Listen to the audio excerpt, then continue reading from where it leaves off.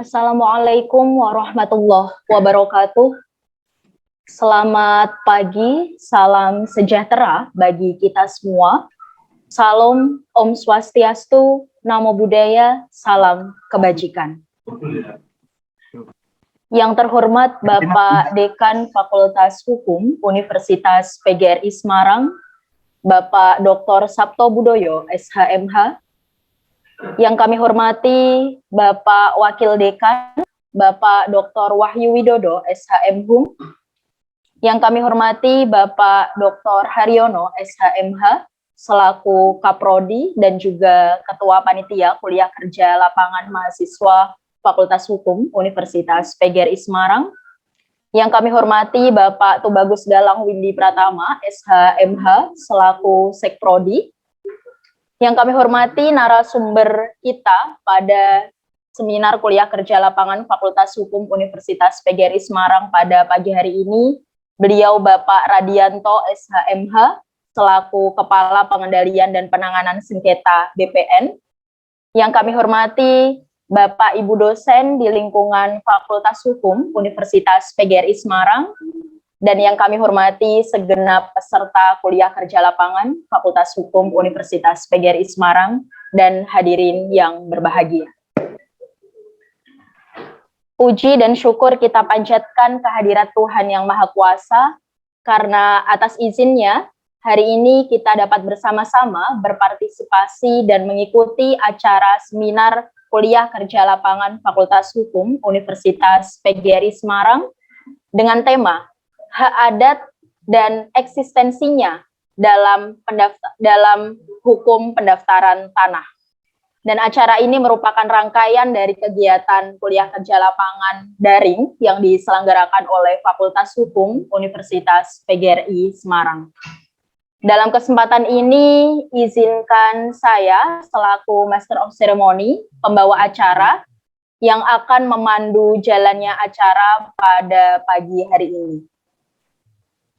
Acara yang pertama yakni pembukaan, acara selanjutnya mendengarkan lagu Indonesia Raya, acara yang ketiga sambutan Ketua Panitia Seminar Kuliah Kerja Lapangan Fakultas Hukum Universitas PGRI Semarang. Acara yang keempat yakni sambutan Dekan Fakultas Hukum Universitas PGRI Semarang. Acara selanjutnya yakni doa. Acara yang keenam yakni inti acara, yaitu Seminar Kuliah Kerja Lapangan Fakultas Hukum Universitas PGRI Semarang. Dan acara yang terakhir penutup. Hadirin yang berbahagia, untuk memulai acara seminar pada pagi hari ini, marilah sama-sama kita mendengarkan lagu Indonesia Raya. Dan hadirin dimohon mendengarkan dengan khidmat.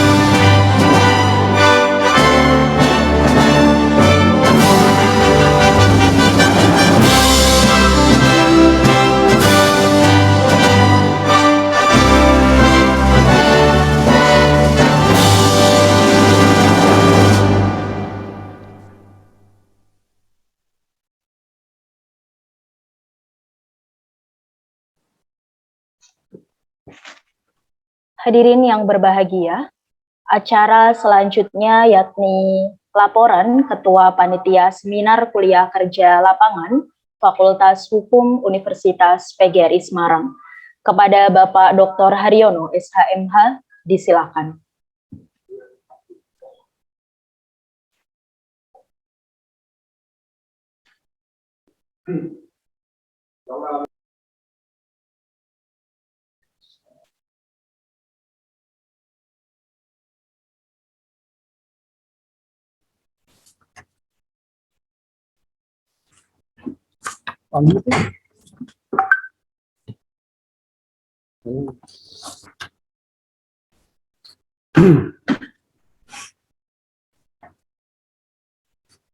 Assalamualaikum warahmatullahi wabarakatuh. Yang terhormat Dekan Fakultas Hukum Universitas PGRI Semarang, Bapak Dr. Sabto Budoyo, SHMH, yang kami hormati narasumber dari BPN, Bapak Radianto, SHMH, yang kami hormati Bapak Ibu dosen Prodi Hukum Fakultas Hukum Universitas PGRI Semarang. Izinkan kami melaporkan seminar pada tanggal 10 Maret 2022 hari ini, bahwa seminar pada hari ini diikuti oleh mahasiswa semester 8 sebanyak 46 orang. Yang kedua, mengapa dalam seminar ini kita bekerja sama dengan BPN Kota Semarang? Ada dua alasan. Yang pertama merupakan tindak lanjut dari MOU yang telah disepakati bersama. Yang kedua, mengapa dalam seminar ini bekerja sama dengan BPN? Tujuannya adalah agar mahasiswa memahami masalah-masalah pertanahan, termasuk tanah adat. Dan perlu diketahui bahwa dalam mengikuti seminar ini, mahasiswa tidak hanya ikut seminar, tetapi juga ada penugasan yang nanti diharapkan mahasiswa lebih memahami masalah-masalah pertanahan secara mendalam, yang pada akhirnya nanti mahasiswa ketika sudah lulus, sudah menjadi sarjana hukum, mampu menangani masalah-masalah yang berkaitan dengan pertanahan. Semoga seminar ini bermanfaat bagi mahasiswa, dosen Prodi Hukum Fakultas Hukum Universitas PGRI Semarang,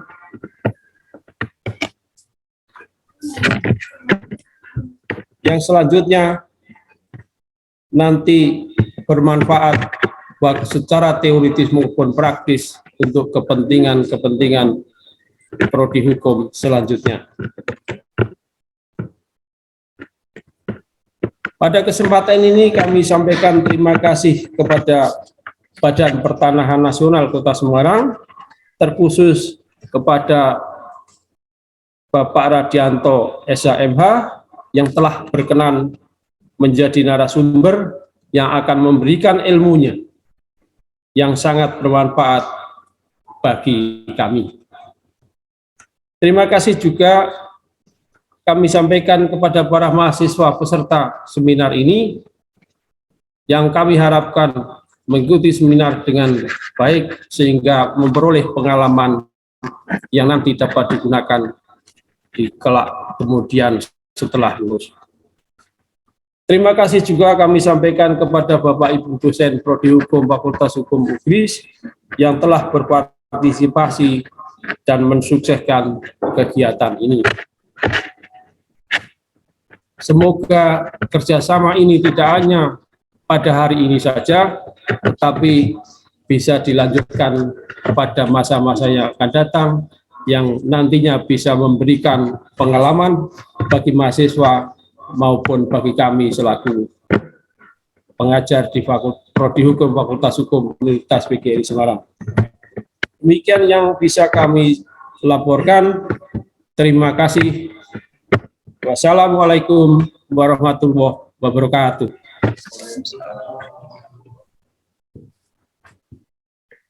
Terima kasih. Hadirin yang berbahagia, acara selanjutnya yakni sambutan oleh Bapak Dekan Fakultas Hukum Universitas PGRI Semarang. Sekaligus kami mohon untuk berkenan membuka acara seminar kuliah kerja lapangan Fakultas Hukum Universitas PGRI Semarang pada pagi hari ini. Kepada beliau Bapak Dr. Sabto Budoyo, SHMH, disilakan. Assalamualaikum warahmatullahi wabarakatuh. Waalaikumsalam warahmatullahi wabarakatuh. Semua yang saya hormati dan saya banggakan senior kami, konsultan kami, Pak Radianto SHMH. Terima kasih atas perkenannya. Terima kasih buat beliau sebagai alat pengendalian dan penanganan sengketa yang begitu sibuk. Tapi beliau kesempatan hadir di Zoom ini luar biasa, memang semata-mata karena kerjasama secara waktu Pak Kapolri. Secara judulnya memang belum ada tertulis, tapi secara de facto-nya Fakultas Hukum UPI sudah sangat bekerja sama dengan bertemu Radianto ini sudah beberapa kali berkesempatan hadir di dan acara ini tidak putus di sini, dan beliau saya harapkan nanti bisa memberikan ilmu kepada para mahasiswa. Beliau praktisi yang luar biasa. Terima kasih Pak Radianto. Yang kedua, Pak Wakil Dekan, Pak Dr. Wahyu Widodo, ini juga sahabatnya Pak Radianto, ini berkesempatan hadir di Zoom ini. Pak Dr. Wahyu Widodo selaku Wakil Dekan, Pak Kaprodi selaku Ketua Panitia dan Penanggung Jawab KKL, Pak Dr. Haryono yang saya hormati, Pak Sekrudi, Pak Bagus Galang, Widi Pratama SHMH, Ibu Bapak Dosen Rujingkung Fakultas Hukum yang berkesempatan hadir.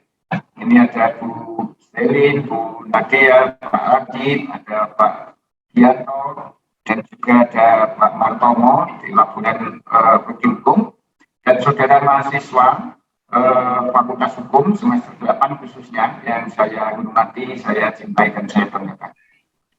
Pertama, kita tahan untuk selalu memanjatkan puji syukur kepada Allah Subhanahu wa Ta'ala yang telah memberikan rahmat dan hidayahnya sehingga pada kesempatan pagi hari ini kita bisa bertemu, kita bisa berkumpul, bisa melaksanakan tugas pokok fungsi kita masing-masing dalam rangka bagaimana memberikan ilmu kepada para mahasiswa agar nantinya bisa mengimplementasikan ilmu yang didapat di Fakultas Hukum ini, dan alhamdulillah kita bisa bertemu dalam keadaan sehat.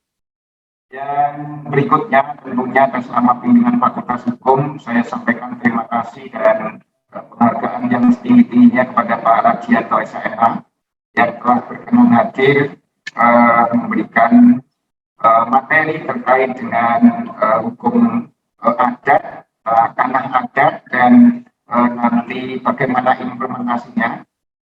Perlu kami sampaikan pada Pak Radianto bahwa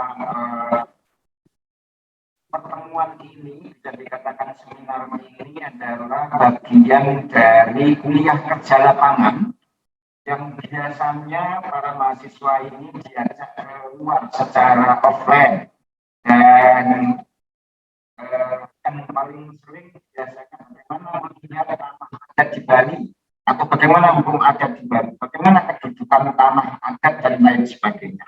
Mengingat bahwa saat ini masih pandemi dan kita tahu bahwa masih ada sejumlah prosedur dan persyaratan jika kita melakukan kuliah secara offline, maka Fakultas Hukum Universitas PGRI Semarang ini atas usulan Prodi kita menyelenggarakan KKL secara daring. harapan kami Pak Radianto, kuliah secara daring ini, KKL secara daring ini tidak mengurangi hakikat dari mutu apa yang seharusnya didapat. Itulah sebabnya nanti kami mohon Bapak Firman menyampaikan, bahkan ada diskusi termasuk tadi disampaikan Pak Kapolri, ada penugasan bagaimana agar para mahasiswa yang sebentar lagi lulus ini nanti betul-betul tahu tentang bagaimana terkait dengan adat. Kami sampaikan kepada Bapak bahwa pelaksanaan ini 2 hari, kemarin sudah dengan Bawaslu, bagaimana sebenarnya peran perguruan tinggi terutama mahasiswa sebagai kaum intelektual ini mengerti tentang tugas pokok fungsi Bawaslu, bagaimana mengawasi jalannya pemilu, dan hari ini adalah terkait dengan tanah adat. Itu tentunya saya sampaikan terima kasih kepada Bapak, kepada Wakil Kaprok di Sektor dan para mahasiswa yang tidak henti-hentinya selalu secara optimal menghantarkan para mahasiswa Fakultas Hukum ini bagaimana nanti ketika di lapangan betul-betul terserap dan mampu mengimplementasikan ilmu yang didapat. Kami keterserapan lulusan menjadi target karena pada hakikatnya Fakultas Hukum ini mencetak bagaimana nanti lulus menjadi sarjana hukum yang memang betul-betul bisa mengimplementasikan ilmu yang didapat secara teori. Saya kira itu dari saya karena waktu yang sudah agak siang dan Pak Radianto waktunya sangat terbatas, maka dengan mengucap Bismillahirrahmanirrahim, kuliah lapangan mahasiswa Fakultas Hukum Universitas PGRI Semarang dengan BPN Kota Semarang pada hari ini Kamis tanggal 10 Maret 2022 saya akan dibuka. Semoga kita semua selalu mendapatkan bimbingan dan dukungan dari Allah Subhanahu wa Ta'ala. Kurang lebihnya mohon maaf. Assalamualaikum warahmatullahi wabarakatuh.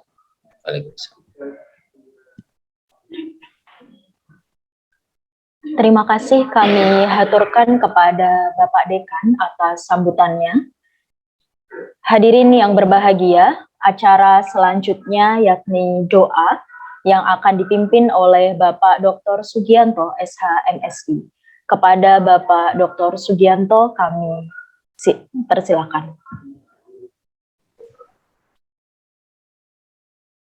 Assalamualaikum warahmatullahi wabarakatuh. Marilah kita bersama-sama menundukkan kepala seraya berdoa. Semoga seminar pada hari ini diberikan kemudahan dan kelancaran oleh Allah Subhanahu wa Ta'ala. Bismillahirrahmanirrahim. Alhamdulillahirabbil alamin. Ya Allah, ya Rabb, yang mengatur alam semesta ini. Tiada kata yang patut kami haturkan, melainkan sanjungan tertinggi bagimu, ya Allah. Ya Allah, pada hari ini kami tengah melaksanakan seminar kuliah kerja lapangan, program studi hukum, Fakultas Hukum, Universitas PGRI Semarang. Berkahilah acara ini. Ya Allah, ya Tuhan kami mohon kepadamu, berilah kemudahan bagi mahasiswa kami yang mengikuti acara ini, dan berilah keberkahan dalam penyelenggaraan acara ini agar dapat bermanfaat bagi mahasiswa kami, anak didik kami. Rabbana atina fid dunya hasanah wa fil akhirati hasanah wa qina adzabannar. Wassalamualaikum warahmatullahi wabarakatuh.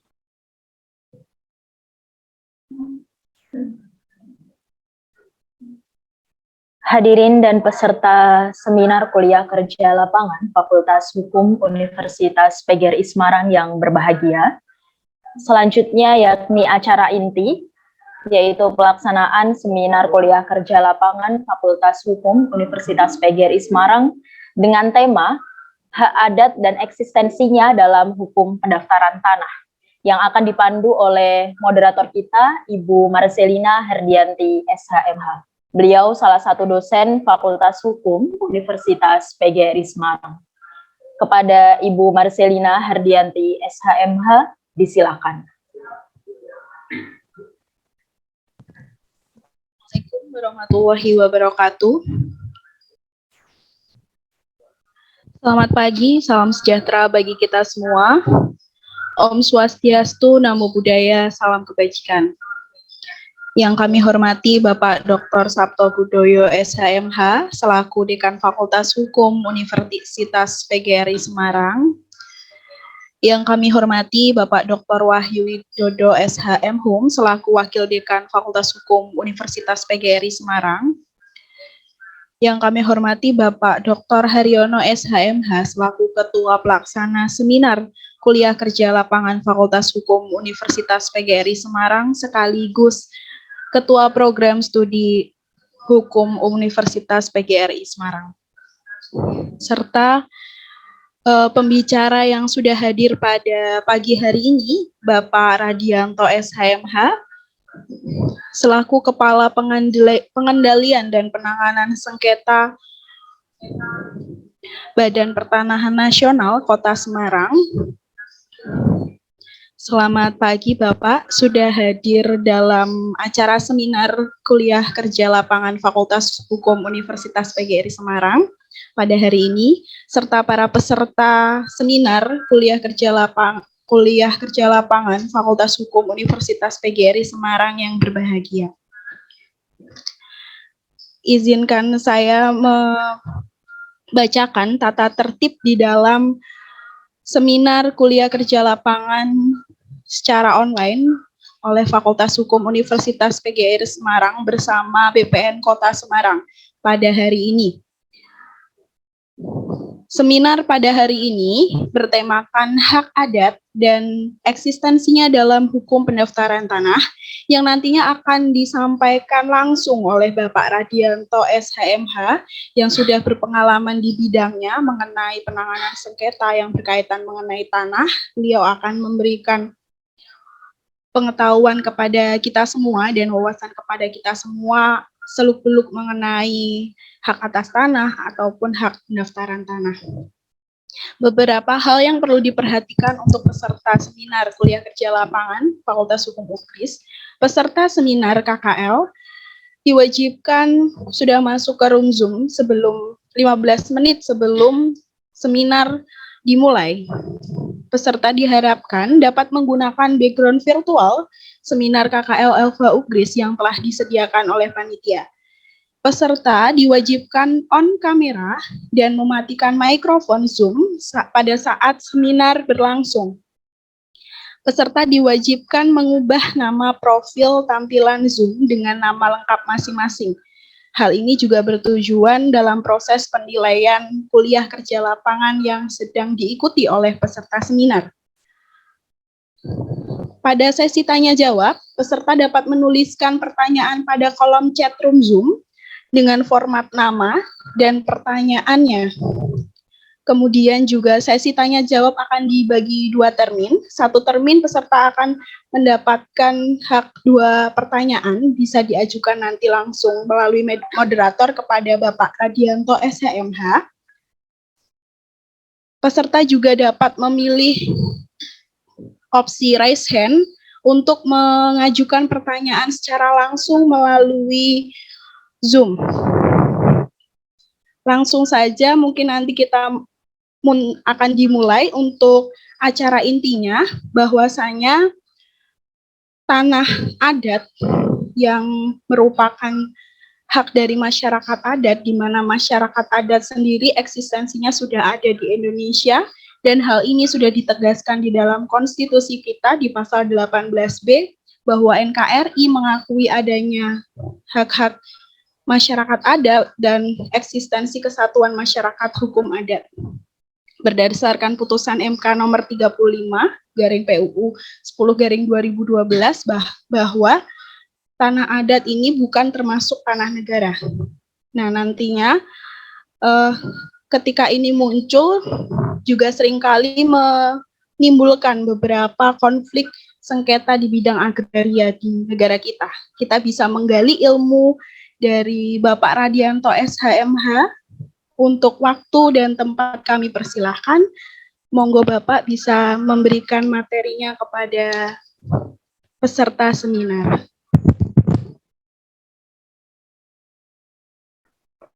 Bismillahirrahmanirrahim. Assalamualaikum warahmatullahi wabarakatuh. Waalaikumsalam. Terima kasih. Selamat pagi yang terhormat Bapak Kaprodi, kemudian Bapak Dekan, Wakil Dekan, dan juga Bapak Ibu dosen, serta mahasiswa peserta KKL kuliah kerja lapangan yang kami cintai. Saya beberapa waktu yang lalu dihubungi oleh Pak Dekan, itu kaitannya dengan ada KKL yang tertunda kemudian diajak untuk Zoom, itu terkait dengan tanah adat, seperti itu.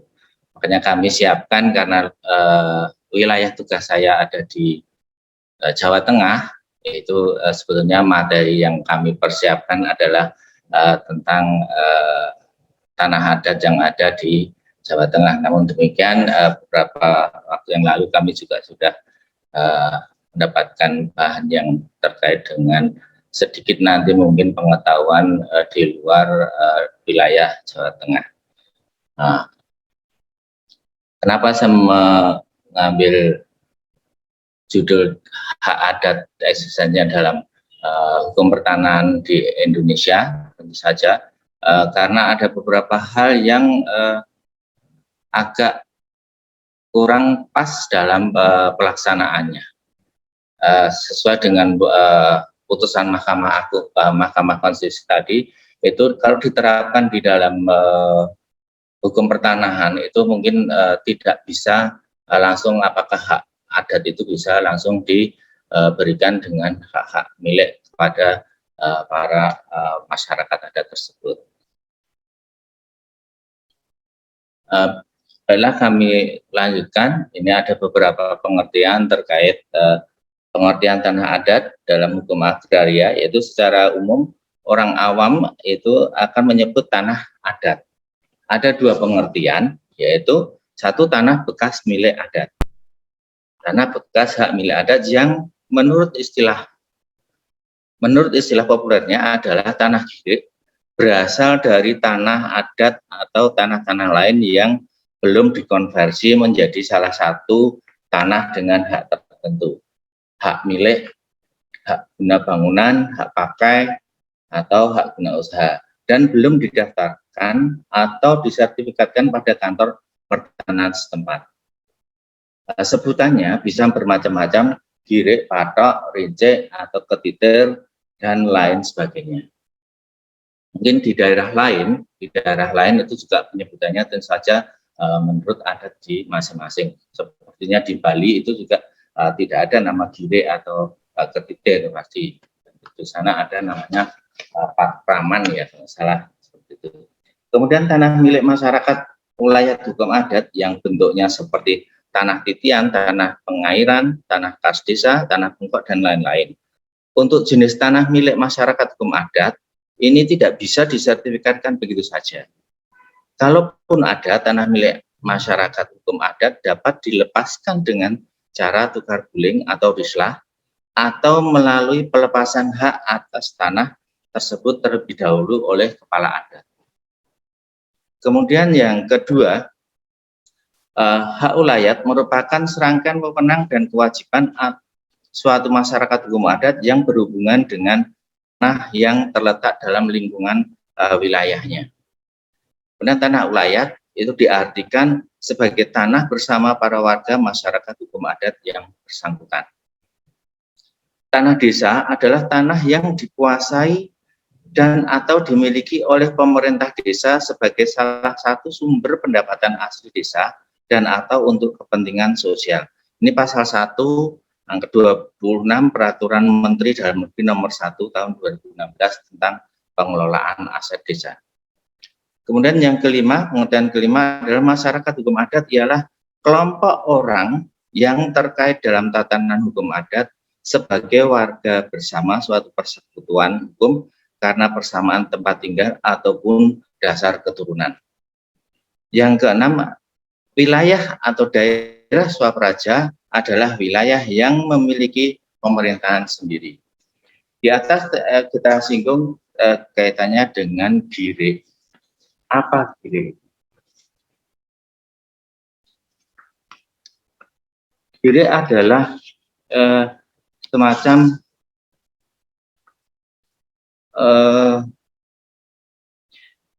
istilah ini, GIRE ini adalah semacam istilah yang kita dengar dalam kehidupan sehari-hari, biasanya digunakan untuk merujuk pada tanah yang belum bersertifikat. Kemudian ada Patok D. Patok D itu sebelum tahun 60-an, sebelum terbitnya Undang-Undang Pokok Agraria, itu kedudukannya itu sama dengan sertifikat. Tapi setelah terbitnya Undang-Undang Nomor 5 tahun 60, ini menjadi tanah adat.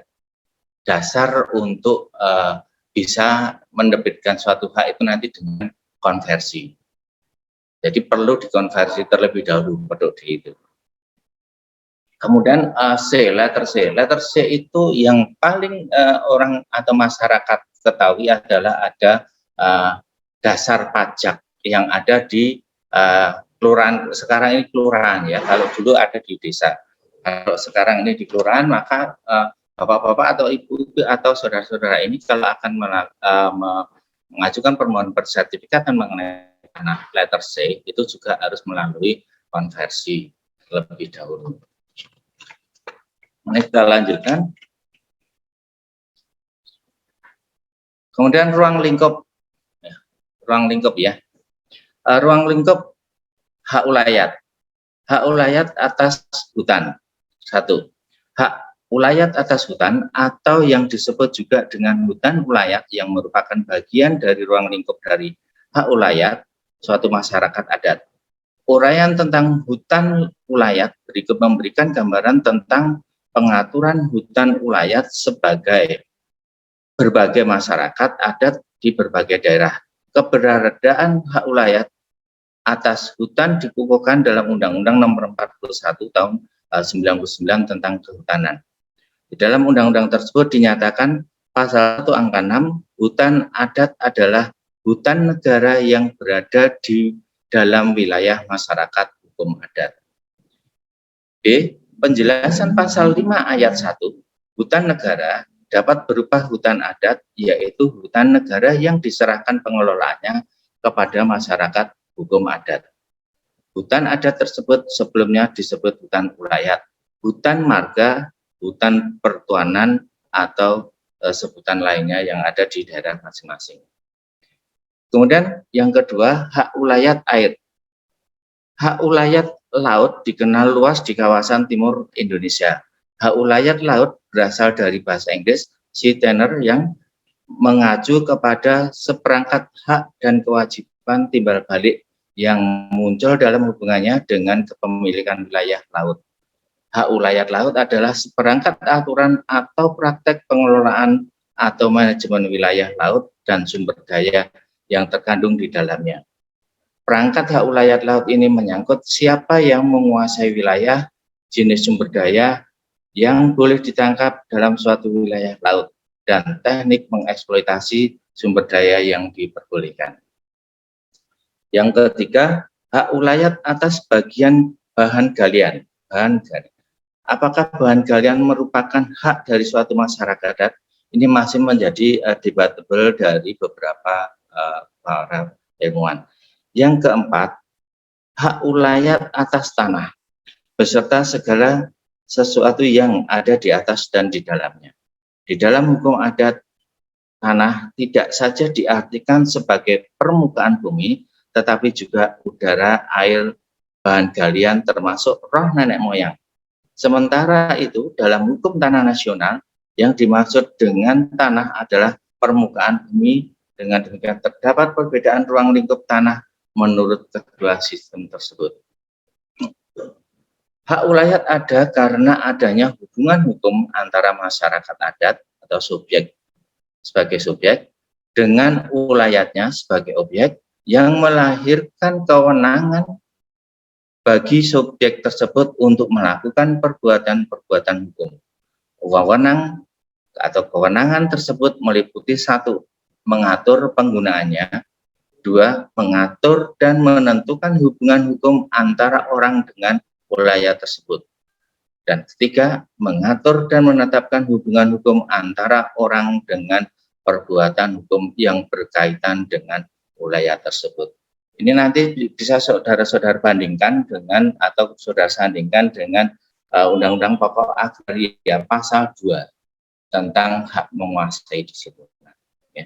Kewenangan yang telah diberikan kepada institusi BPN yaitu mengatur hubungan hukum, mengatur hubungan antara orang dengan orang tentang tanah dan selanjutnya. Kemudian hak ulayat merupakan titik sentral dalam kehidupan masyarakat adat. Hak ulayat yang termasuk di dalamnya adalah tanah ulayat. Sering juga disebut sebagai hak komunal atau hak kolektif. Dalam diskursus hak asasi manusia, hak komunal ini termasuk dalam kategori grup right atau hak kelompok. Hak komunal atas tanah dibedakan menjadi 3 bagian, yaitu ciri-ciri. 1, bentuk primer. Konsepsi pemilikan tanah individual belum bersemi di dalam kesadaran hukum manusia. Bentuk ini terdapat jauh di dalam prehistori kemanusiaan.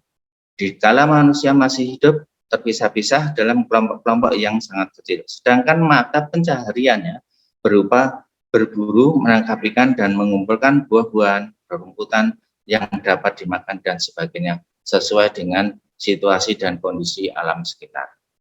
Bentuk sekunder terdapat pada bangsa-bangsa yang sudah mengenal konsepsi hak individual atas tanah, tetapi yang memandang hak tersebut lebih sebagai perkecualian daripada prinsip, artinya sebagai hak yang dalam keadaan-keadaan tertentu kembali ke dalam kekuasaan masyarakat selaku keseluruhan.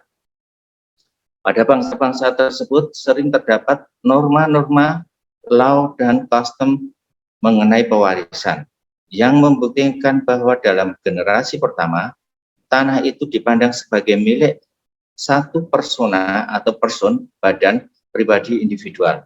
Tetapi di dalam generasi-generasi berikutnya berpindah ke dalam milik bersama dari keturunannya atau dari lingkungan warga kerabat yang lebih luas. Satu kelompok yang biasa disebut suatu extended family, kinship of lineage. Tipe ini dapat menjelma dalam berbagai variasi dan sampai sekarang masih hidup dalam macam-macam rona. Bentuk ketiga yaitu bentuk tertier. Corak ini secara sukarela ataupun dengan paksa diciptakan oleh negara dengan tujuan melaksanakan dan mengeksploitasikan hak atas tanah secara bersama. Didasarkan pada pertimbangan bahwa dalam hukum adat yang utama adalah primer bukanlah individu melainkan masyarakat, maka menurut hukum adat kehidupan individu adalah kehidupan yang terutama diperuntukkan untuk mengabdi kepada masyarakat. Dengan demikian, prinsip keberadaan hak perorangan yang menumpang pada hak ulayat. Abusono menjelaskan hak-hak atas tanah menurut hukum adat sebagai berikut.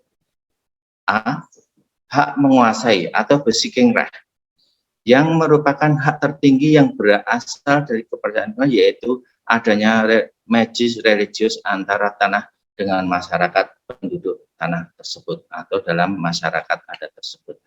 Kemudian yang B, hak milik, hak tertinggi di bawah besiking right yang oleh Van Vollenhoven dinamakan inlandsbesitzrecht. Hak ini dapat dimiliki oleh masyarakat hukum dan dinamakan hak milik komunal, komunal besitzrecht, atau oleh perorangan yang dinamakan erfelijk individual besitzrecht. Kemudian hak milik komunal dapat dibedakan menjadi 2 jenis, yaitu hak milik komunal yang tanahnya dibagi-bagikan secara tetap untuk seumur hidup atau juga diwariskan.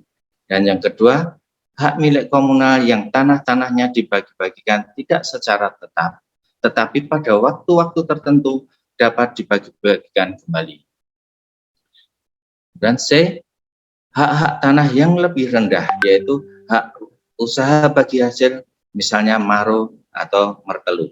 Kemudian hak gadai, hak sewa, hak lindung, hak sebagai tanggungan hutang. Kemudian yang D, hak yang lebih rendah lagi dengan tanpa mengusahakan tanahnya, yaitu hak mengusahakan hasil, hak pungut, memetik hasil, hak menebang pohon, hak berburu, dan mencari ikan. Kemudian dalam ulayat itu, dalam masyarakat adat itu hak ulayat itu tentu saja sebagai subjek dari hak ulayat adalah masyarakat adat itu sendiri. Pada hakikatnya keberadaan masyarakat adat telah diakui oleh the Founding Fathers ketika menyusun Undang-Undang Dasar 45, rapat besar tanggal 15 Juli 1945, supaya mengungkapkan antara lain tentang daerah. Kita telah menyetujui bentuk persatuan uni, oleh karena itu di bawah pemerintahan pusat, di bawah negara, tidak ada negara lagi, tidak ada Onderstaat, akan tetapi hanya daerah-daerah ditetapkan dalam undang-undang. Beginilah bunyi pasal 16, pembagian daerah Indonesia atas daerah besar dan kecil dengan bentuk susunan pemerintahan ditetapkan dalam undang-undang. Dengan memandang dan mengingati dasar pemusyawaratan dalam sistem pemerintahan negara dan hak-hak asal-usul daerah yang bersifat istimewa. Lagi pula harus diingat, hak asal-usul dalam daerah-daerah yang bersifat istimewa. Di papan daerah istimewa, saya bergaul dengan step, dan ada juga saya gambarkan desa-desa. Panitia mengingat kepada pertama, adanya sekarang kerajaan-kerajaan koti-koti, baik di Jawa maupun di luar Jawa, dan kerajaan-kerajaan dan daerah-daerah meskipun kerajaan tetapi mempunyai status selbestur. Kecuali dari panitia mengingatkan kepada daerah-daerah kecil yang mempunyai susunan asli, yaitu Volksgemeenschap.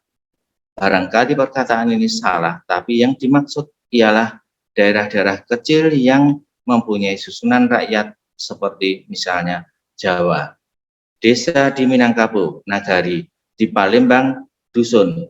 Lagi pula daerah-daerah kecil yang dinamakan marga, di Tapanuli, huta, di Aceh, kampung. Semua daerah kecil mempunyai susunan rakyat. Daerah istimewa tadi jadi daerah kerajaan, selbestur Enschappen. Hendaknya dihormati dan dijadikan susunan yang asli. Inilah menunjukkan bahwa hak ulayat diakui di dalam Undang-Undang Dasar 1945. Istilah masyarakat adat tersebut sesuai dengan hasil lokakarya Jaringan Pembela Hak Masyarakat Adat di Tanah Toraja tahun 93 yang merumuskan definisi tentang masyarakat adat sebagai kelompok masyarakat yang memiliki asal-usul leluhur secara turun-temurun di wilayah geografis tertentu serta memiliki sistem nilai, ideologi, ekonomi, politik, budaya, sosial, dan wilayah sendiri. Eksistensi masyarakat hukum adat. Menurut H.M. Kusnu menyatakan bahwa untuk mengetahui ada tidaknya masyarakat adat dapat dijawab dengan memperhatikan hal-hal sebagai berikut. A. Apakah dalam teritori yang bersangkutan ada kelompok yang merupakan suatu kesatuan yang terorganisir? B. Sebagai kelompok yang demikian, apakah organisasinya itu diurus oleh pengurus yang ditaati oleh para anggotanya? Kemudian C. Sejak kapankah kelompok itu ada di dalam lingkungan tanah yang bersangkutan? Jelas sudah beberapa generasi. Yang D. Apakah kelompok itu mengikuti suatu tradisi yang homogen dalam hidupnya, sehingga kelompok itu dapat dikatakan sebagai suatu persekutuan hukum? E. Bagaimana menurut tradisi asal-usul kelompok itu sehingga merupakan suatu kesatuan dalam lingkungan tanahnya? Sedangkan Terhar memberikan 4 kriteria tentang adanya suatu masyarakat adat. yaitu 1. Terdapat sekelompok orang. B. Tunduk pada suatu peraturan atau tata tertib. C. Mempunyai pemerintahan sendiri dan mempunyai harta kekayaan sendiri, baik yang berupa material maupun imaterial. Persoalan krusial masyarakat adat yang senantiasa menjadi perdebatan adalah apakah masyarakat adat dapat diakui sebagai suatu entitas yang berdaulat atau tidak. Dilihat dari berbagai peraturan perundang-undangan di Indonesia, Undang-Undang Dasar 1945, Undang-Undang Pokok Agraria, dan Undang-Undang sektoral lain, serta peraturan menteri, peraturan daerah, maka entitas masyarakat adat dibatasi oleh klausula yang standar seperti sepanjang masih ada. Undang-Undang Nomor 5 Tahun 60 tentang Peraturan Dasar Pokok-pokok Agraria mengakui adanya hak ulayat. Pengakuan ini disertai dengan 2 syarat, yaitu mengenai eksistensi dan mengenai pelaksanaannya. Berdasarkan pasal 3 Undang-Undang Pokok Agraria, hak ulayat diakui sepanjang menurut kenyataannya masih ada. Bagi kaum positif, eksistensi masyarakat adat sebagai sebuah entitas dibatasi oleh ada tidaknya kedaulatan yang dimiliki oleh masyarakat adat tersebut. Masyarakat adat kerap dianggap tidak memenuhi kriteria keanggotaan masyarakat internasional yang beradab. Kemudian pengaturan dan kedudukan hukum, legal standing masyarakat hukum adat. Dan pasal 51 ayat 1 Undang-Undang Nomor 24 Tahun 2003 tentang Mahkamah Konstitusi menegaskan bahwa ada 4 kualifikasi pemohon dalam pengujian undang-undang, yaitu 1. Perorangan warga negara Indonesia. 2. Kesatuan masyarakat hukum adat sepanjang masih hidup dan sesuai dengan perkembangan masyarakat dan prinsip negara kesatuan Republik Indonesia yang diatur dalam undang-undang. Ketiga, badan hukum publik atau privat. Yang keempat adalah lembaga negara. Dari pasal ini dapat kita lihat bahwa masyarakat hukum adat itu tetap masih diakui sepanjang masih ada kenyataannya atau masih hidup dalam masyarakat. Yang kedua, masyarakat adat yang memiliki kedudukan hukum atau legal standing sebagai pihak yang dapat berperkara di Mahkamah Konstitusi, dilekati dengan persyaratan sesuai dengan pasal 18B ayat 2 Undang-Undang Dasar 45, yaitu sepanjang masih hidup. Kedua, sesuai dengan perkembangan masyarakat. Ketiga, prinsip NKRI. Dan yang keempat, diatur dalam undang-undang. Yang ketiga, Mahkamah Konstitusi memberikan penjelasan terhadap 4 syarat tersebut dalam putusan perkara nomor 10/PU /1/2003 perihal pengujian Undang-Undang Nomor 11 Tahun 2003 tentang perubahan atas Undang-Undang Nomor 53 Tahun 99 tentang pembentukan Kabupaten Pelalawan, Kabupaten Rokan Hulu, Kabupaten Rokan Hilir, Kabupaten Siak, Kabupaten Karimun, Kabupaten Natuna, Kabupaten Singgi, dan Kabupaten Batak sebagai berikut. 1. Masih hidup. Pengertian masih hidup di sini adalah kesatuan masyarakat hukum adat untuk dapat dikatakan secara de facto masih hidup atau aktual eksisten, baik yang bersifat teritorial, genealogis, maupun yang bersifat fungsional, setidak-tidaknya mengandung 4 unsur, yaitu adanya masyarakat yang warganya memiliki perasaan kelompok, in-group feeling. B. Adanya pranata pemerintah adat. C. Adanya harta kekayaan dan atau benda-benda adat. Dan yang D. Adanya perangkat norma hukum adat. Khusus pada kesatuan masyarakat adat yang bersifat teritorial, juga terdapat unsur adanya wilayah tertentu.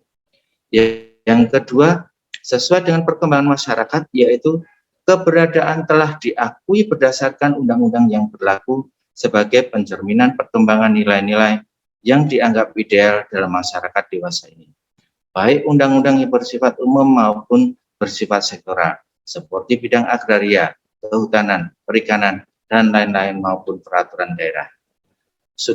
Yang B, substansi hak-hak tradisional tersebut diakui dan dihormati oleh warga kesatuan masyarakat yang bersangkutan maupun masyarakat yang lebih luas, serta tidak bertentangan dengan hak-hak asasi manusia.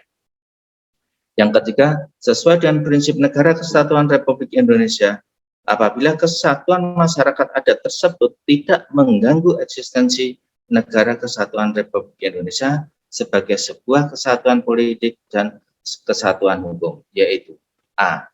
Keberadaannya tidak mengancam kedaulatan dan integritas NKRI. B. Substansi norma hukum adat sesuai dan tidak bertentangan dengan peraturan perundang-undangan.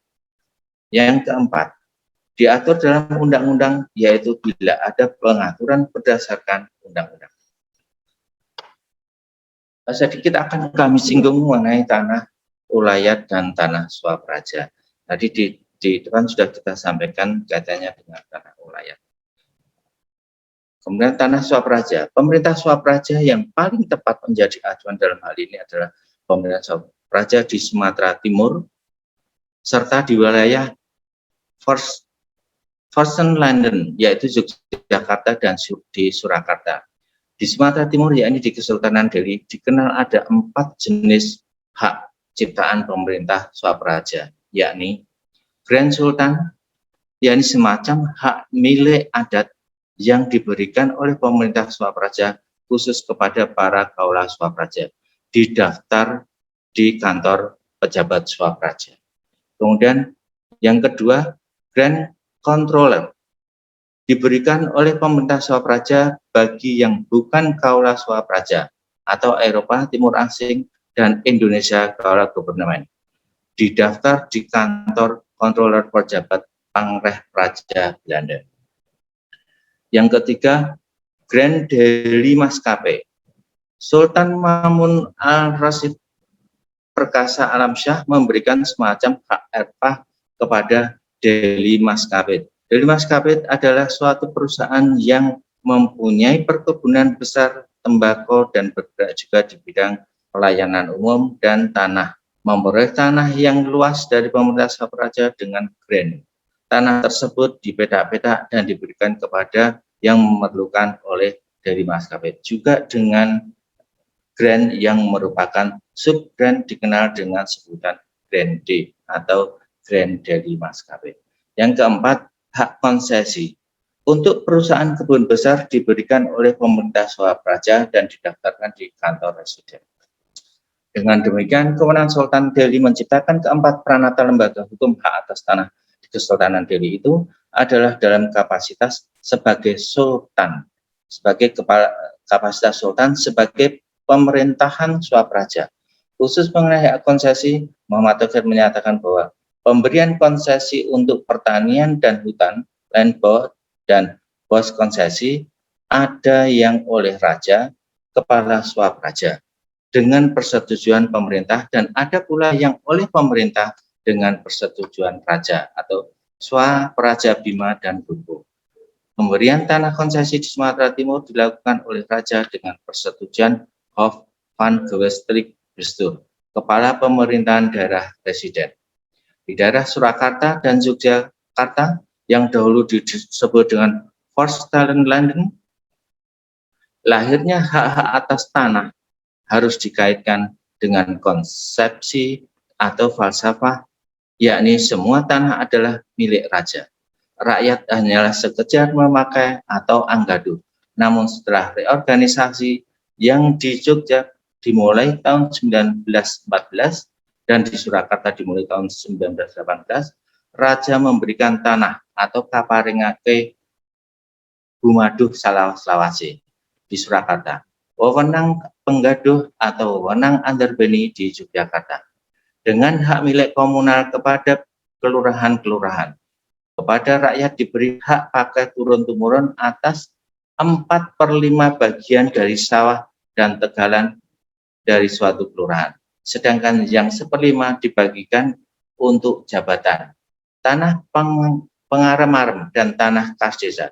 Di Surakarta, raja dalam hal ini Sri Sunan juga memberikan hak gaduh termasuk juga tanah pancen beliau yang disebut tanah Norowito atau diberikan kepada keluarga atau abdi dalamnya.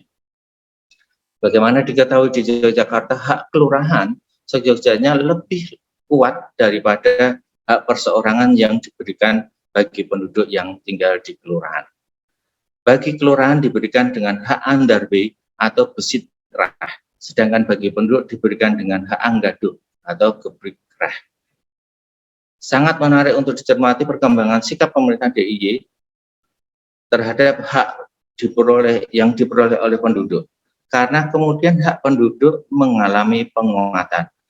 Berdasarkan pasal 4 Risbat Kesultanan tahun 1918 nomor 16 dan Risbat Pakualaman tahun 18 nomor 18 1918 nomor 18, hak atas tanah bagi penduduk di dalam kelurahan adalah hak angganggu, turun temurun, hak memakai yang dapat diwariskan atau erfakal individual gebrik rah. Namun kenyataannya kemudian penduduk di atas tanahnya tidak hanya terbatas pada hak memakainya, tetapi dapat mengalihkan hak-haknya kepada pihak lain asal tidak bangsa asing.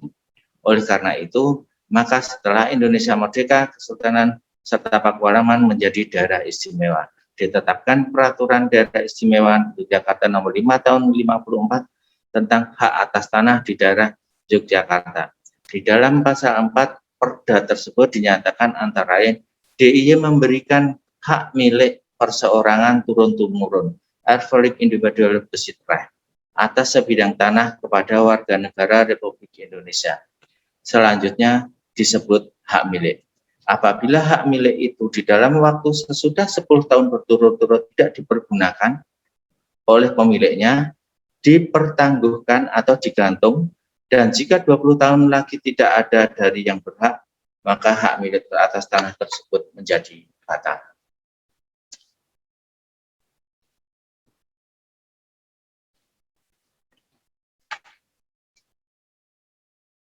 Ini terkait dengan eksistensi hukum adat dalam pendaftaran tanah ulayat di Indonesia, yaitu hukum tanah nasional. Di depan sudah kita sampaikan bahwa menegaskan bahwa untuk menjamin kepastian hukum oleh pemerintah diadakan pendaftaran tanah di seluruh Republik Indonesia yang meliputi A. Pengukuran, perpetaan, dan pembukuan hak. Yang B. Pendaftaran hak atas tanah dan pengalian hak-hak tersebut. C. Pemberian surat-surat tanda bukti hak sebagai alat pembuktian yang kuat. Ini pasal 19 ayat 1 dan ayat 2 Undang-Undang Pokok Agraria. Pendaftaran tanah adalah rangkaian kegiatan yang dilakukan oleh pemerintah secara terus-menerus, berkesinambungan, dan teratur, meliputi pengumpulan, pengolahan, pembukuan, dan penyajian serta pemeliharaan data fisik dan data yuridis. Dalam peta pendaftaran mengenai bidang-bidang tanah dan satuan-satuan rumah susun, termasuk pemberian surat tanda bukti hak bagi bidang-bidang tanah yang sudah ada haknya dan hak milik atas satuan rumah susun, serta hak-hak tersebut yang membebaninya. Pasal 1 angka 1 PP Peraturan Pemerintah Nomor 24 tahun 97 tentang pendaftaran tanah. Salah satu tujuan dari pendaftaran tanah adalah untuk memberikan kepastian hukum tentang penguasaan pemilikan atas suatu bidang tanah, sehingga upaya pengumpulan dan pembukuan data fisik serta data yuridis bidang tanah tersebut perlu dilakukan dengan seksama dan mutakhir. Kepastian hukum meliputi A. Kepastian hukum mengenai subjek hukum hak atas tanah atau orang atau badan hukum. B. Kepastian mengenai letak, batas, ukuran, luas tanah atau kepastian mengenai objek hak atas tanah.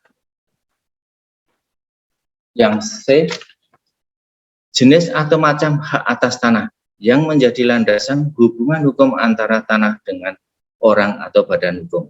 Ditinjau dari aspek kategoris hukum, data dimaksud dapat diklasifikasikan pada 3 kategori, yaitu tentang subjek hak, objek hak, dan hubungan hukum antara subjek dengan objek hak tersebut.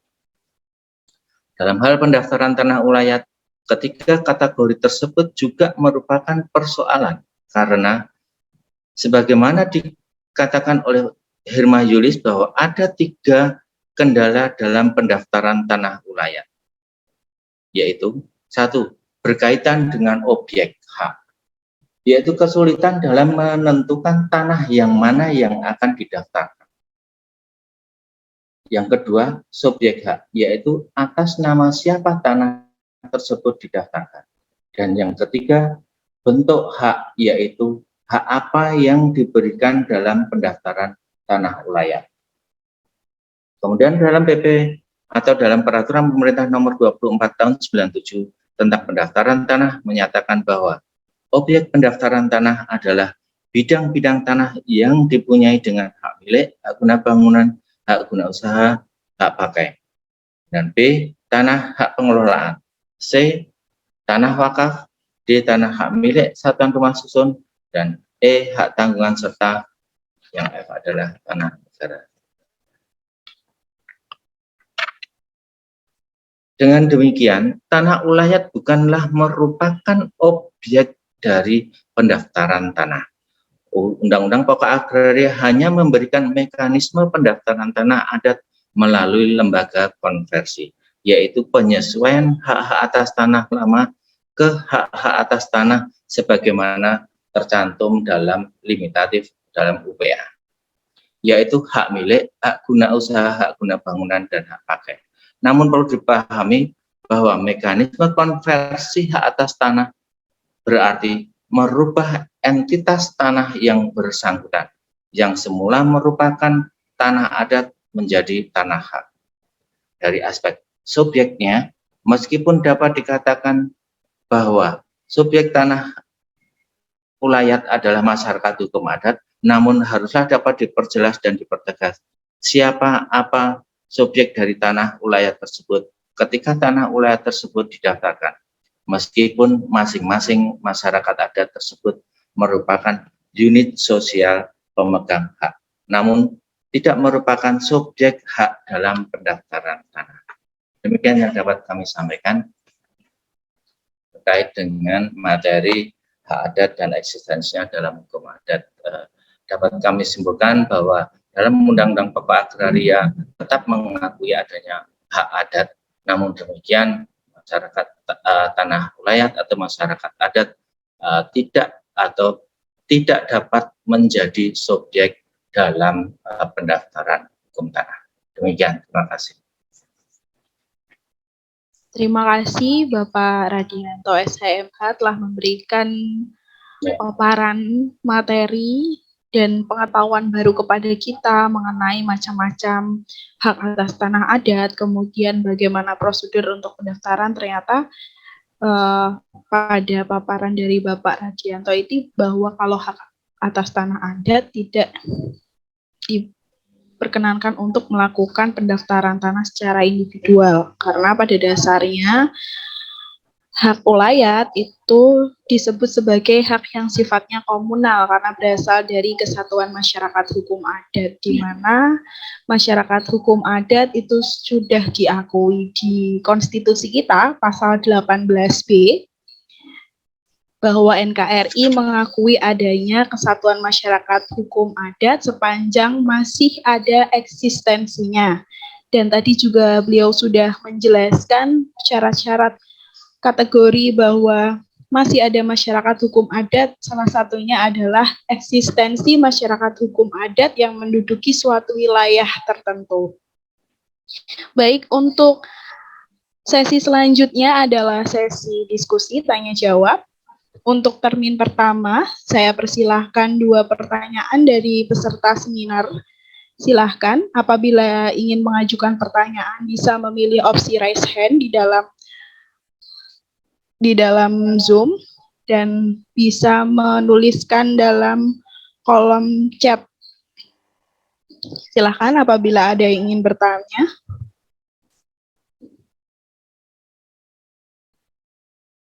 Oke, Ken, silahkan bisa dinyalakan audionya nih, Ken. Ya, silahkan. Baik, terima kasih Bu. Mengakomodir kepentingan masyarakat hukum adat dalam memanfaatkan tanah adat. Padahal kan yang kita ketahui di dalam UU nomor 41 tahun 1999 itu tentang kehutanan, tanah adat adalah tanah negara yang berada di lingkup masyarakat hukum adat. Lalu kebijakan apa yang sudah pemerintah berikan untuk melindungi kepentingan masyarakat adat tersebut? Mungkin dari saya.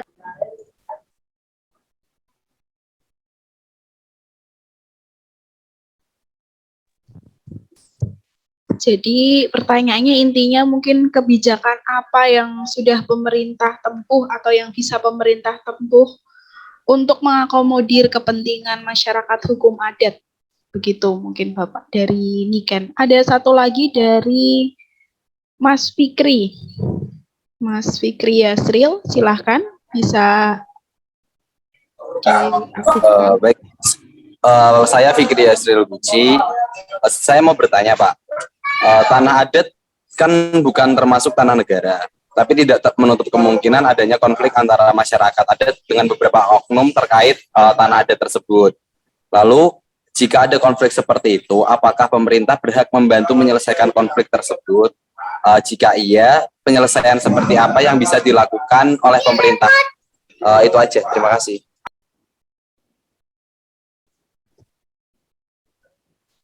Ya, bisa di... Ya. Jadi tanah adat kan bukan termasuk tanah negara dari yang disampaikan oleh Mas Fikri tadi. Nah, apabila terjadi sengketa antara masyarakat hukum adat dengan non masyarakat hukum adat, bisa mungkin dari perorangan, mungkin dari perusahaan atau dari pemerintah, begitu ya Mas Fikri. Langkah apa yang bisa pemerintah tempuh untuk menyelesaikan konflik tersebut, begitu Bapak? Oke, terima kasih. Ya, akan kami tanggapi yang pertama ya. Ini sebetulnya ini masuk wilayah tentang kehutanan. Jadi kehutanan itu terlepas dari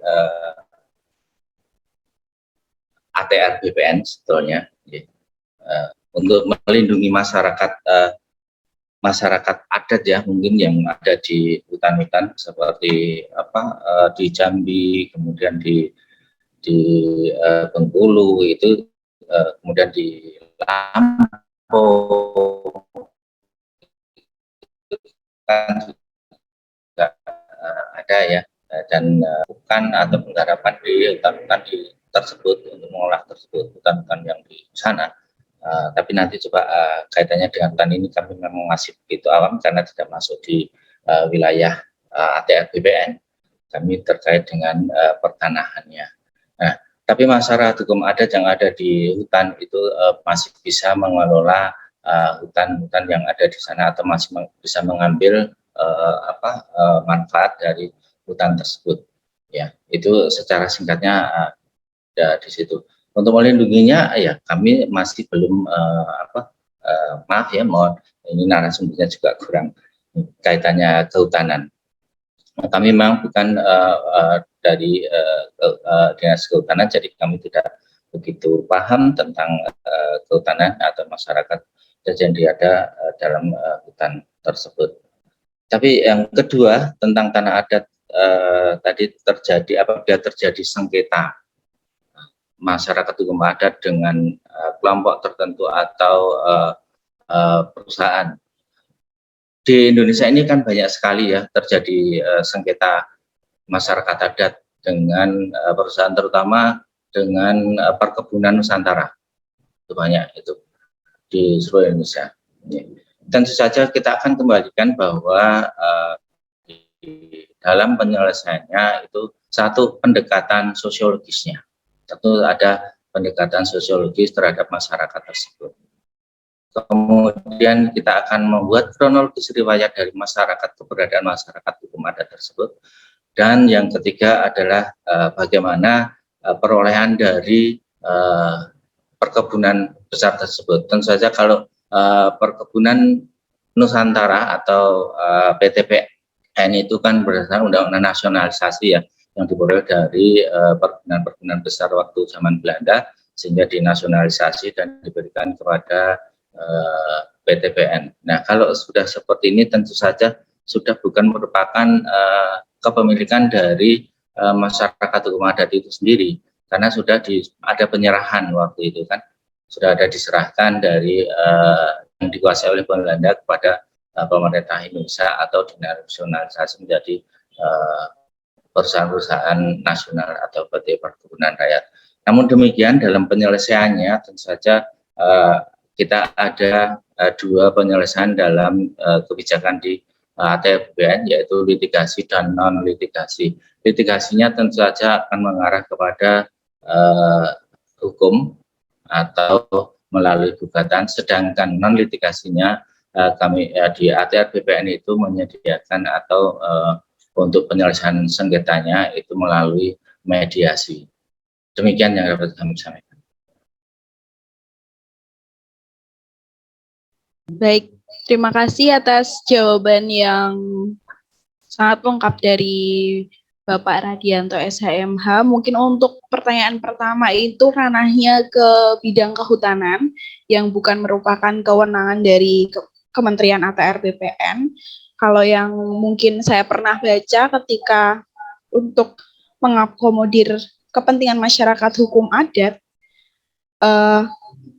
di bidang kehutanan itu kan di Indonesia ada yang namanya perum perhutani, di mana itu didelegasikan untuk mengelola hutan produksi yang dimiliki oleh negara, dan di mana perum perhutani itu juga bermitra atau bekerja sama dengan masyarakat desa hutan dan masyarakat adat yang biasanya punya kebijakan pengelolaan hutan bersama masyarakat hukum adat dan masyarakat desa hutan. Mungkin itu bisa membantu untuk Mbak Niken atas jawaban yang diberikan. Baik, terima kasih. Ya, sama-sama. Pertanyaan selanjutnya ada dari kolom chat Bapak. Mohon maaf, saya membacakan dari M. Taufik.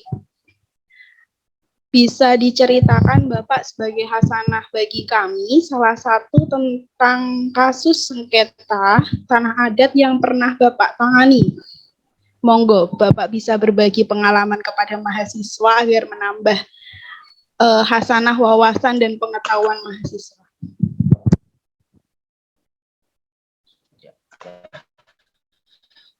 Kebetulan saya dulu pernah dinas di Surakarta. Mungkin dosen itu pernah mendengar istilah magersari. Ya. Magersari itu sama dengan menumpang dengan seizin atau diperbolehkan oleh pemiliknya. Di Solo banyak atau di Surakarta. Ini tadi belum saya singgung kaitannya magersari. Itu adalah menarik sekali. Kalau zaman dahulu atau zaman waktu kerajaan itu, magersari itu adalah pemilik tanah atau seseorang yang mempunyai tanah luas sekali, kemudian ada orang yang ingin atau minta bantuan untuk menempati di situ dan diperbolehkan. Magersari ini sifatnya pun juga turun-temurun. Sampai sekarang masih ada di Surakarta, dan itu nanti kalau mahasiswa tertarik bisa meneliti di sana. Ada beberapa yang pernah kami selesaikan sengketanya, itu kalau tidak salah di Sondakan, itu magersan atau orang yang menempati dengan seizin pemiliknya tersebut, itu sudah menempati sekitar kurang lebih ada 50 tahun dan turun-temurun. Sudah dua generasi dari orang tuanya. Itu masih diakui. Kemudian bagaimana penyelesaiannya? Penyelesaiannya adalah dengan mediasi. Dengan mediasi tersebut dari pihak pemilik tanah itu akan memberi, waktu itu persetujuannya adalah atau kesepakatannya adalah pemilik tanah akan memberi tali asih, sebenarnya tali asih. Namun kalau tali asih tentu saja kan tidak sepadan, meskipun magersan itu tidak mempunyai hak di atas tanah tersebut. Nah, tapi kemudian dari perkembangan mediasi tersebut mengarah pada untuk relokasi. Jadi orang-orang yang magersan di situ ada beberapa orang, kurang lebih sekitar 25 kakak atau kepala keluarga itu direlokasi atau dicarikan tempat untuk dipindahkan dari tanah pemilik tanah tersebut dan dicarikan di daerah lain, meskipun nilainya ya tentu saja tidak seperti apa yang ada di tengah kota yang disondakan tersebut. Dan para magersan ini mau, sehingga tidak perlu menempuh upaya hukum. Karena apa? Terus terang saja dari Magersari ini untuk perlindungan hukumnya itu sampai sekarang tidak ada. Karena dia hanya menempati. Dan itu pun seizin dari pemilik atau pemegang sertifikat pemilik tanah.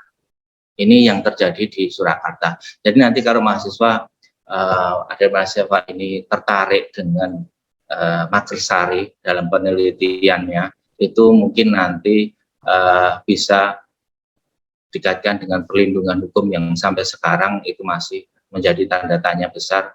Kenapa seorang Magersari yang sudah menempati, yang menurut UPA kalau menempati sudah lebih dari 30 tahun, itu kan boleh mendapatkan suatu hak atas tanah. Nah, sedangkan hak atas tanah ini adalah ternyata sudah ada pemilik orang lain. Itu bagaimana perlindungan hukumnya.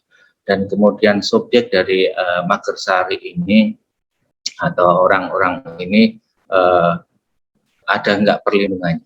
Ini yang belum sampai sekarang belum ada, sehingga dalam penyelesaiannya kita mengambil inisiatif melalui mediasi. Ada beberapa di Kota Solo, di Kota Surakarta. Itu mungkin catatan di Surakarta masih, di kantor pertanahan Kota Surakarta masih ada. Demikian. Jadi pendekatannya adalah non litigasi dengan mediasi. Menarik sekali dari jawaban Pak Radianto bahwa ada beberapa kasus yang ada di Jawa Tengah termasuk di Surakarta mengenai kasus Magersari yang hingga saat ini perlindungan hukumnya masih dipertanyakan dan akhirnya pada saat itu ditempuh jalur non litigasi atau melalui mediasi. Jadi kita bisa ambil kesimpulan bahwa setiap penyelesaian sengketa yang terjadi, sengketa tanah yang terjadi itu tidak melulu melalui jalur litigasi melalui pengadilan, tetapi juga diupayakan melalui non litigasi, melalui jalur mediasi. Mungkin ada satu lagi kesempatan apabila ada yang ingin ditanyakan kepada Bapak Radianto, silahkan bisa mengajukan di kolom chat ataupun melalui opsi raise hand.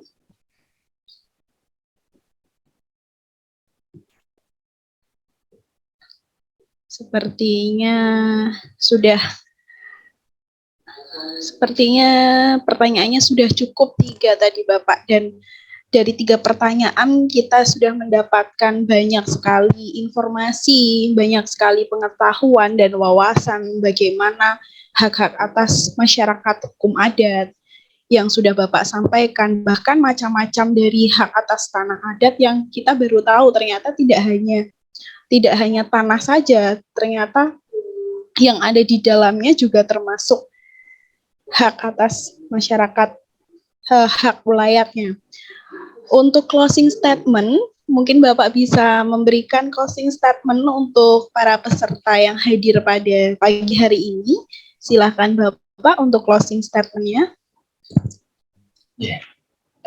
Terima kasih, mungkin kurang lengkap ya dari kami, memang penyediaan waktu kami terlalu mepet sehingga bahan-bahan yang kami sampaikan mungkin tidak seakurat yang diminta. Yang kedua, bahwa tadi dari dosen dari Pak Dekan menyampaikan bahwa ada dosen atau pekerjaan untuk ada di mahasiswa. Mungkin karena sebetulnya KKL-nya ke Bali ya, Bu ya. KKL-nya ke Bali mungkin akan lebih tepat ini karena pandemi ya, jadi karena pandemi online pandemi, Bapak.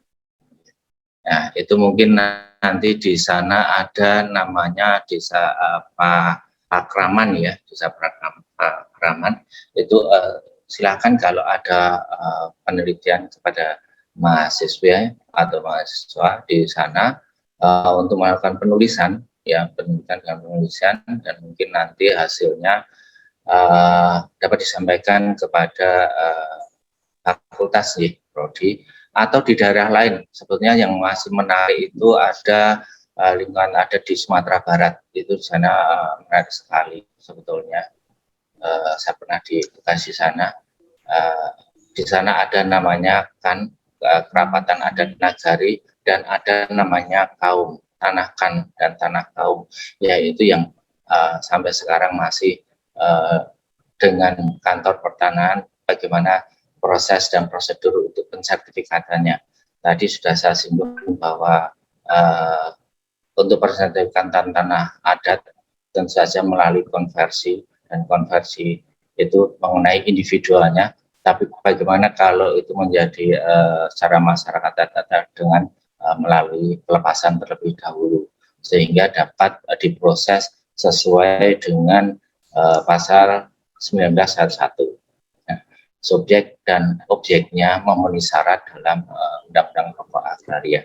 Monggo silakan kepada adik mahasiswa, nanti saya harapkan dapat berikan tulisannya itu terkait dengan tanah atau masyarakat adat atau tanah ulayat ada di Bali ataupun ada di daerah lain, yang mungkin lebih menarik sebetulnya kalau di daerah Jawa Tengah itu adalah kaitannya Magersari, karena Magersari hanya ada di Surakarta. Di Yogyakarta sudah dihapuskan dari dulu. Ya. Mungkin nanti silakan kalau ada pemirsa ke Surakarta bisa kami fasilitasi untuk sampaikan ke kantor pertanahan tersebut. Terima kasih. Ya. Terima kasih atas kesediaan waktu dari Bapak Radianto SHMH. Kami berikan apresiasi setinggi-tingginya kepada Bapak. Sepertinya mungkin tidak cuma mahasiswa Bapak yang tertarik untuk meneliti mengenai tanah, masyarakat, tanah hak ulayat, tetapi juga para dosen di sini juga pastinya tertarik untuk melakukan penelitian, karena dari Tridharma Perguruan Tinggi bukan hanya mahasiswa yang wajib melakukan penelitian, pendidikan, dan pengabdian, tetapi dosen juga. Jadi mungkin bisa memberikan referensi bagi kami di sini, di Fakultas Hukum, dosen-dosen bisa melakukan kerjasama dengan BPN untuk melakukan riset mengenai hak ulayat, sekiranya Bapak bersedia untuk apabila kami membutuhkan data dan bantuan dari Bapak, J.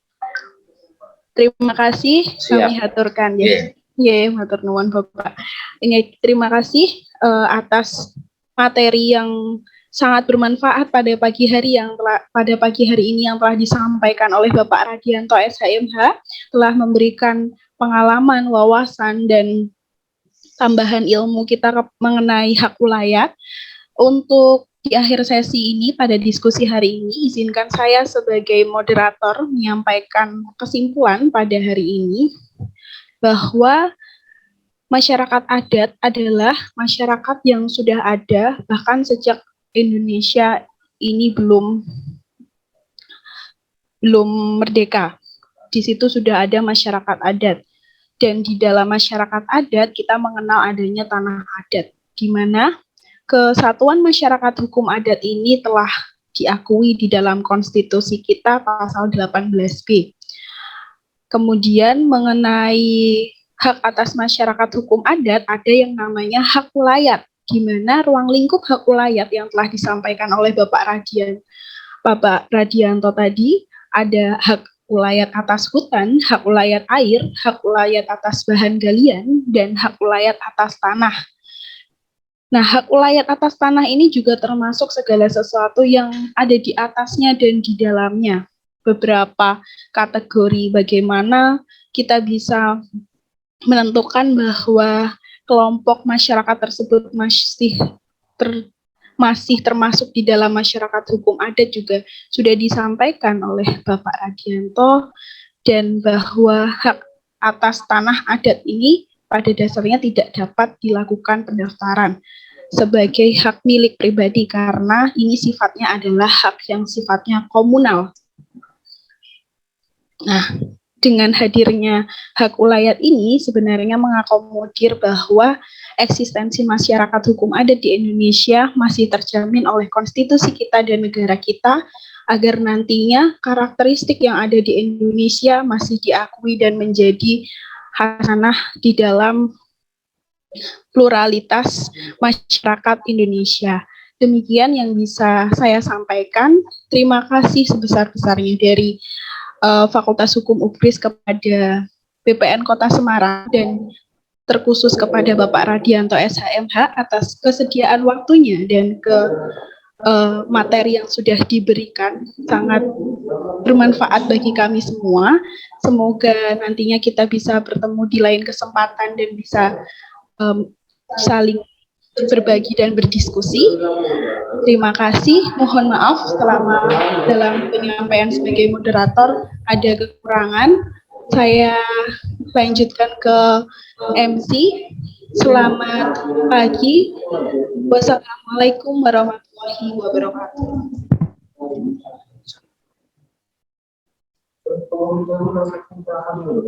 Hadirin peserta seminar kuliah kerja lapangan Fakultas Hukum Universitas PGRI Semarang yang berbahagia, sebelum kami akhiri acara pada pagi hari ini, mari kita berfoto bersama untuk kenang-kenangan. Silakan dihidupkan semua kameranya. Segenap peserta kuliah kerja lapangan Fakultas Hukum Universitas PGRI Semarang.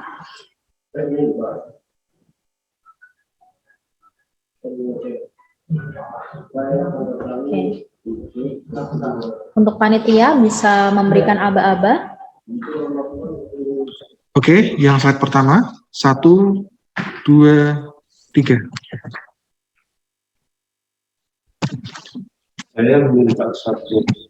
Slide kedua, 1, 2, 3. Sudah. Oke, terima kasih banyak. Demikian rangkaian acara kuliah kerja lapangan Fakultas Hukum Universitas PGRI Semarang. Sekali lagi kami haturkan terima kasih banyak kepada narasumber kita, Bapak Radianto SHMH. Terima kasih atas partisipasi kehadiran saudara sekalian. Saya selaku Master of Ceremony mewakili segenap panitia acara, memohon maaf atas segala kekurangan. Terima kasih banyak. Wassalamualaikum warahmatullahi wabarakatuh. Waalaikumsalam warahmatullahi wabarakatuh.